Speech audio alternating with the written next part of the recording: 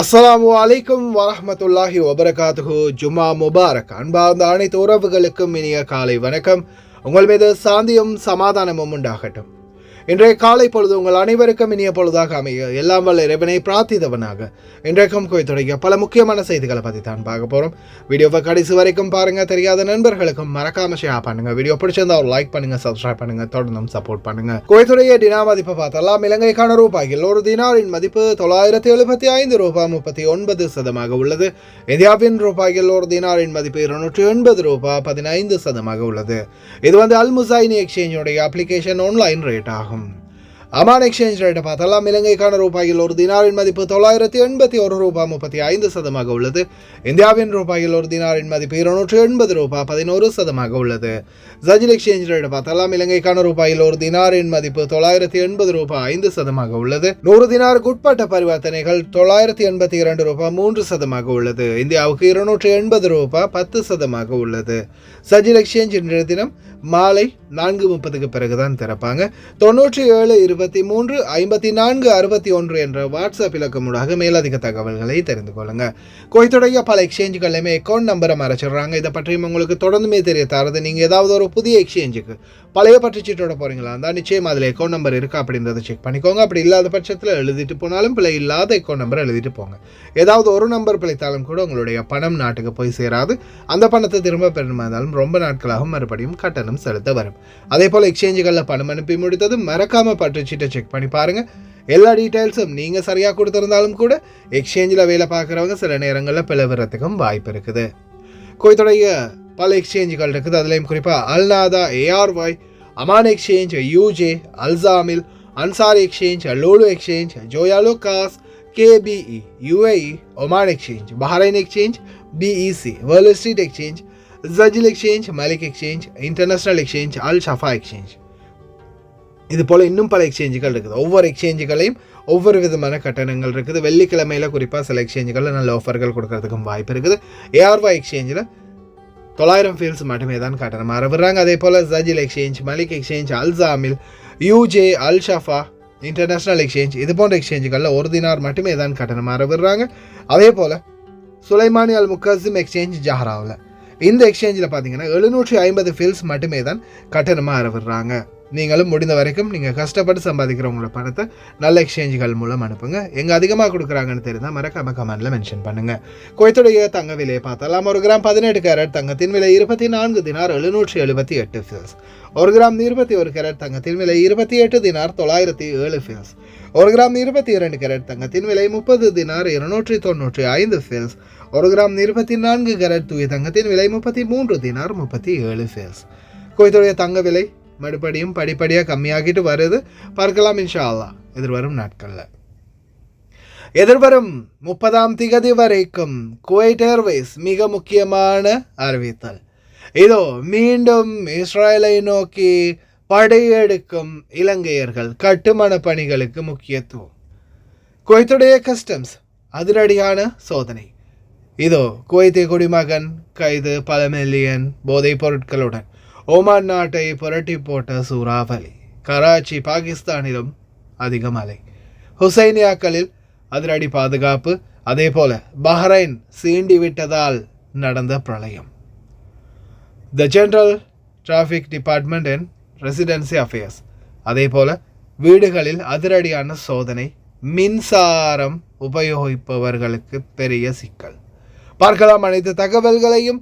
குவைத்துடைய வெப்பநிலை இனி வரும் நாட்களில் ரொம்ப அதிகமாக இருக்கும் அப்படின்னு தெரிவிக்கிறாங்க. அதே போல் டஸ்ட் இந்த வார இறுதி வரைக்குமே தூசி காற்று இருக்கும் அப்படின்னு தெரிவிச்சிருக்கிறாங்க.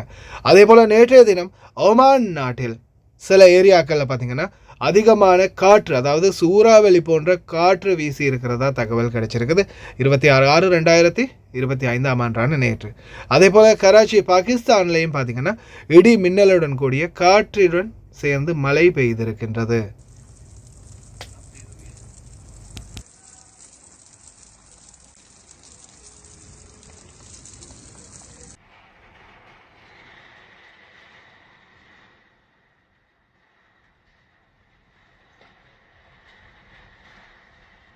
கடைசியில் இதோ அப்ரஹாம் ஏர்லைன்ஸ் மொத்த அரபு நாடுகளையும் ஒரு இடத்துல ஒன்று கூட்டுற மாதிரி Middle East the new Middle East அப்படின்ற ஒரு துணிப்பொருளில் கடைசியில் பார்த்தா இஸ்ரேலையும் இணைக்கக்கூடிய மாதிரி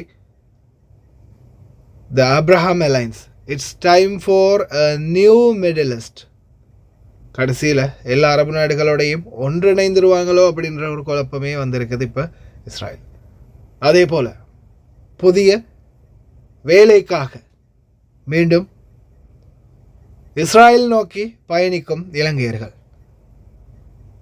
இஸ்ரேல் நோக்கி பயணிக்கக்கூடிய இலங்கையர்கள் தொடர்ந்துமே லைஃப் ரிஸ்கில் இருக்குது அப்படின்னு தெரிஞ்சுமே தன்னுடைய வறுமைக்காக அதிக சம்பளத்துக்காக தொடர்ந்தும் பயணிக்க ஆரம்பிச்சிட்டாங்க. குவைட் ஏர்வேஸ் எதிர்வரும் ஜூன் 30 வரைக்கும் அருமையான ஆஃபர் கொடுத்துருக்குறாங்க. விலை கழிப்புகளுடன், அதாவது குறைந்த விலைகளில் டிக்கெட் ஆஃபர் பண்ணுறாங்க. டிக்கெட் புக் பண்ணுறவங்க குவைட் ஏர்வேஸையும் சூஸ் பண்ணுங்க. خصم حتى 30% مع طيران الكويتية. فترة الحجز من 26 إلى 30 يونيو، والسفر من 1/7 إلى 30/11. الحجز لازم يشمل من 3 إلى 9 أشخاص، وترى على جميع الوجهات وعلى الدرجة السياحية فقط، يعني لحق. இந்த நாட்களில் சரமாரியாக ஏறி இருக்குது டிக்கெட் விலைகள். ஆனால் இப்போதைக்கு எதிர்வரும் 30 வரைக்கும் நேற்றிலிருந்து ஆஃபர் ஒன்று போட்டிருக்கிறாங்க குவைட் ஏர்வேஸ். ட்ரை பண்ணி பாருங்கள் மறக்காமல். குவைட் ஏர்வேஸ்லேயும் நல்ல ஆஃபர் ஒன்று இருக்குது, டிக்கெட் ஆஃபர். அதே போல் குவைத்துடைய சுங்கம் இதோ அதிரடியாக நடவடிக்கை. எல்லைகளை கடந்து செல்பவர்கள் போதைப் பொருள் விடயங்களில் இனி வரும் நாட்கள் அதிகமான கண்காணிப்பு இருக்கும் அப்படின்னு தெரிவிச்சிருக்கிறாங்க. அதே போல் கிட்டத்தட்ட மில்லியன் கணக்கான போதை மாத்திரைகளுடன் குவைத்தி குடிமகன் ஒருவர் கைது செய்யப்பட்டிருக்கின்றார். குவைத்தில் தொடர்ந்துமே போதைப் பொருள் கலாச்சாரம் தலை தூக்கி நிற்குது. அதே போல் போதைப்பொருள் வியாபாரிகளும் அதிகரிக்க ஆரம்பிச்சிருக்கிறாங்க குவைத்தில். தயவு செய்து ரொம்ப கவனமாக இருங்க. இந்த போதைப்பொருள் பழக்கத்தால் பலரும் பல விடயங்களில் ஈடுபட ஆரம்பிச்சிருக்கிறாங்க. கொலை கொள்ளை குற்றங்களில் கவனம். அதே போல் 17 வீடுகளுக்கு அதிரடியாக சீல் வச்சிருக்கிறாங்க. அதே மாதிரி மின்சாரத்தை தடை பண்ணியிருக்கிறாங்க. குவைத்துடைய மின்சார மற்றும் நீர்வளங்கள் அதிகார சபை மற்றும் உள்துறை அமைச்சகம் இணைந்து ஒவ்வொரு பகுதிகளையும், அதாவது குவைத்தி வீடுகள் இருக்கக்கூடிய பகுதிகளில் சோதனைகள் ஆரம்பிச்சிருக்கிறாங்க. குவைத்தி வீடுகள் இருக்கக்கூடிய பகுதிகளில் பேச்சுலர்ஸுக்கு ரூம் கொடுத்திருந்தால் சோழி முடிஞ்சது. இதோ நேற்றைய தினம் சம்பவம். As part of a joint inspection committee, we responded to reports of housing violations in Al-Quds. Our inspections confirmed that several homes were illegally accommodating bachelors, which violates housing regulations and poses safety risks due to overcrowding and excessive use of electricity. We issued formal warnings to property owners. Some complied and regularized their status, while others did not, leading us to refer those cases to the Ministry of Interior. After further investigation, electricity was disconnected from properties still in violation. To restore power, owners must clear legal issues with the municipality, ensure no bachelor tenants remain, and settle any fines. Repeat violations will result in escalated legal action. Authorities will continue monitoring and urge residents to report illegal bachelor housing via the municipality or the Sahel app. Today, electricity was cut to 17 properties, the majority of which were confirmed to be bachelor housing. முன்னொரு காலத்தில் Kuwaiti வீடுகள் இருக்கக்கூடிய area தான் ரொம்ப safety, ரொம்ப பாதுகாப்பு, check in எல்லாம் இருக்காது, நிம்மதியாக இருக்கலாம் அப்படின்ற மாதிரி ஒரு சுற்றுச்சூழல் இருந்தது. ஆனால் இப்போது அதுதான் ஆபத்து. அப்பார்ட்மெண்ட்கள், நிறைய வெளிநாட்டவர்கள் இருக்கக்கூடிய இடங்களில் சரி ஓரளவுக்கு நிம்மதியாக இருக்கலாம். ஆனால் குவைத்தி வீடுகள் இருக்கக்கூடிய இடங்களில் ரூம்கள் எடுத்து, அதாவது குறிப்பாக அந்த சபஹியா, சல்வா இந்த மாதிரியான பகுதிகள் எல்லாம் அதிகமான சோதனைகள் தொடர்ந்து வருது. சோதனை மட்டுமல்லாது தொழிலாளர்கள், அதாவது சும்மா சாதாரணமாக காதிம் வீசாவில் வெளியில் வேலை பார்க்குறவங்க, அக்காம அடித்து வெளியில் வேலை பார்க்குறவங்க, தங்கக்கூடியவங்க, இந்த மாதிரி பலருமே கைது செய்யப்படுவீங்க. அதனால் இனி வரும் காலங்களில் குவைத்தி வீடுகளில் ரூம் எடுக்கிறத அவாய்ட் பண்ணிக்கோங்க, சால சிறந்தது. கிட்டத்தட்ட 239 பேர் சுற்றி வளைப்பில் கைது செய்யப்பட்டிருக்கிறாங்க இந்த வாரத்துக்குள்ளே. மற்றும் பல பகுதிகள் ஃபேஹில், அதே போல் ஜிலேபி ஷோக், கைதான், ஃபர்வானியா, ஃபின்தாஸ், மங்கஃப், மெஹபூலா, ஹவாலி, கைதான், குவைட் சிட்டி, ஜஹரா பல பகுதிகளிலையும் தொடர்ந்தும் சோதனைகள். இந்த சோதனை சாவடிகளில் பார்த்திங்கன்னா பலருமே கைது செய்யப்பட்டிருக்கிறாங்க. அதுலேயும் குறிப்பாக அக்காமா இல்லாமல் இருந்தவங்க, குற்றம் செய்து தப்பி ஓடியவர்கள், அதே போல் பணிச்சட்டம் மற்றும் குடியுரிமை சட்டத்தை மீறியவங்க, அதே போல் சூது விளையாடினவங்க, மதுபானம் விற்றவங்க, போதைப் பொருள் விற்றவர்கள் அப்படின்னு பலருமே பல வகை குற்றங்களில் ஈடுபட்டவங்க கைது செய்யப்பட்டிருக்கிறாங்க. தயவு செய்து ரொம்ப கவனமாக இருங்க. இனி வரும் நாட்களில் சோதனைகளும் ரொம்ப தீவிரமாக இருக்கும். அதனால் வெளியில் போகும்போது மறக்காமல் உங்களுடைய சிவில் ஐடிகளை எடுத்துகிட்டு போங்க. லீவில் போகிறவங்களும் ரொம்ப கவனம். குவைத்துடைய உள்துறை அமைச்சகத்தின் துணை செயலாளர் அல் அத்வானி அவர்கள் தொடர்ந்தும் ஒவ்வொரு பகுதிகளிலையும் சோதனை பண்ணிக்கிட்டே வராங்க. ஹுசைனியாஸ்களுடைய நிலைமைகளை கண்காணிச்சிக்கிட்டு இருக்கிறாங்க.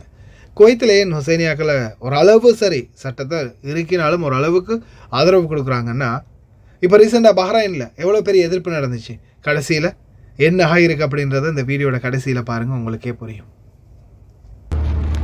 ان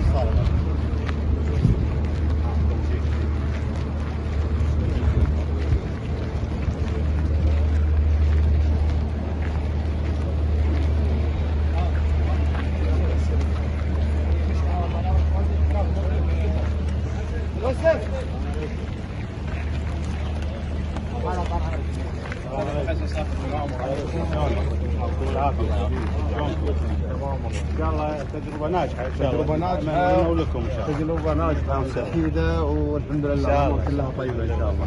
جزاكم الله. قاعدين يعني تعليمات القياده العليا قاعد نتفقد كل. لا الحمد لله الحمد لله الحمد لله الامور كلها يعني طيبه والجماعه مو مقصرين موفرين لنا اللي محتاجينه والله الحمد لله. واذا احتجتوا اي شيء واي شيء ناقصكم ان شاء الله الجماعه موجودين ان شاء الله ما راح يقصرون ان شاء الله اي شيء ان شاء الله يا رب ان شاء الله الله يعافيك ان شاء الله طول عمرك ان شاء الله الله يعافيك.